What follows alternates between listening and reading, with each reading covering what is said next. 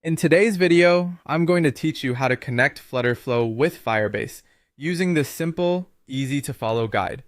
Whether you're building a mobile app or a web solution, integrating Flutterflow with Firebase enables you to manage data seamlessly and in real time. Let's dive in and get started. First things first, you need to log into your Flutterflow account.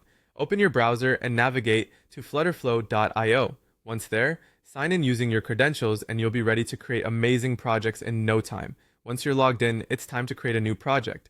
On your dashboard, you should see the option Create New Project. Go ahead and click on that. You'll be prompted to set a name for your projects. Choose a descriptive title that reflects the nature of what you're about to build. It could be anything from a simple to-do list to e-commerce app.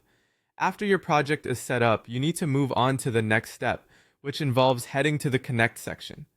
Inside your newly created project, look over to the left menu. There, you will see several options. Find the one labeled Connect. Click it, and the section will offer you various integration options. Scroll down through the integration options until you find Firebase. Firebase is an essential backend service offered by Google, and clicking it will start the setup process. With Firebase, you can not only store and synchronize app data, but also make use of various other powerful features.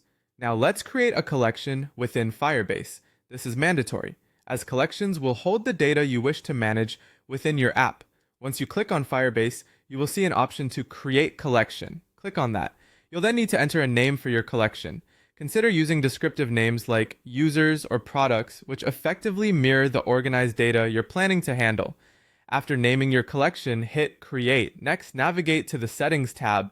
You'll find this in the interface, often near the top or within your project navigation menu.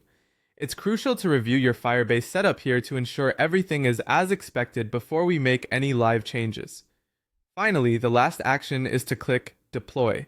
This button can usually be found within the settings area or at the end of your Firebase setup page. Clicking it will connect your Flutterflow project with Firebase, and it will publish the setup. This step is critical as it moves all your configurations from a draft state to live.